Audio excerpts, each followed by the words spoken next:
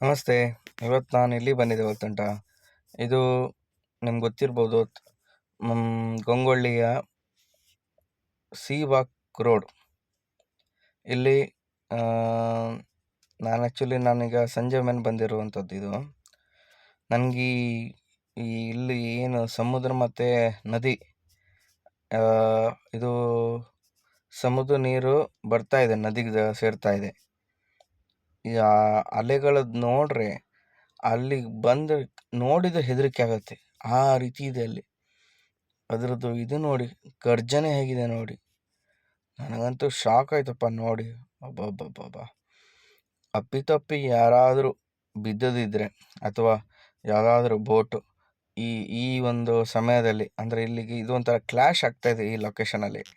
ಏನಂದರೆ ಸಮುದ್ರ ಮತ್ತು ನದಿ ನೀರು ಇವರಿಬ್ಬರು ಹೊಡ್ಕೊತಾ ಇದ್ದಾರೆ ಇಲ್ಲಿ. ಅಂದರೆ ನದಿ ನೀರು ಸಮುದ್ರಕ್ಕೆ ಸೇರೋದಾ, ಸಮುದ್ರ ನದಿಗೆ ಬರೋದು, ಹೀಗೆ ನಿಮ್ಗೆ ಗೊತ್ತಾಗತ್ತೆ ಅಲ್ಲಿ ಹೋದಾಗ. ಹಾಗಿದ್ದಾಗ ಆ ಹೊಡ್ತಾ ಇದ್ದ ಗ್ಯಾಪಲ್ಲಿ ಯಾರಾದರೂ ಈ ದೋಣಿಯವ್ರಿಗೆ ಅಪ್ಪಿತಪ್ಪಿ ಏನಾದ್ರು ಅಕಸ್ಮಾತ್ ಅಲ್ಲಿ ಏನಾದರೂ ಸಮಸ್ಯೆ ಆದರೆ ಬಿದ್ದರೆ ಅವ್ರಿಗೆ ಸೇವ್ ಮಾಡ್ಕೊಳ್ಳಿಕ್ಕೆ ಅವಕಾಶ ಇಲ್ಲ, ಆ ರೀತಿಯಾಗಿದೆ. ಅಷ್ಟು ಫೋರ್ಸ್ಫುಲಿ ನೀರು ಪ್ರೆಷರ್ ಹೊಡಿತಾ ಇದೆ. ಹೇಗಿದೆ ನೋಡಿ. ಮತ್ತು ಫುಲ್ ಕೆಸರಾಗಿದೆ.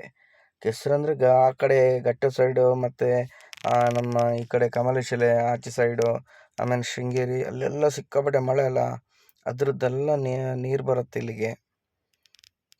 ಆ ನೀರು ಬಂದು ಫುಲ್ ಕೊಳಕಾಗಿದೆ ನೋಡಿ, ನಿಮಗೆ ಗೊತ್ತಾಗುತ್ತೆ.